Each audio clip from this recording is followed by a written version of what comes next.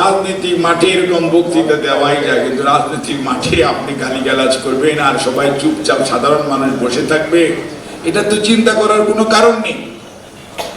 অহেতুক মানুষকে উত্তেজিত করে দেশকে বিপদগ্রস্ত করা এবং স্বৈরাচারের রাস্তাকে খুলে দেওয়ার যে ষড়যন্ত্রে আপনারা নেমেছেন, এটি বিএনপি বা বিএনপির নেতা কর্মীরা জীবিত থাকা অবস্থায় বাংলাদেশে বাস্তবায়ন হওয়ার কোনো সুযোগ নাই।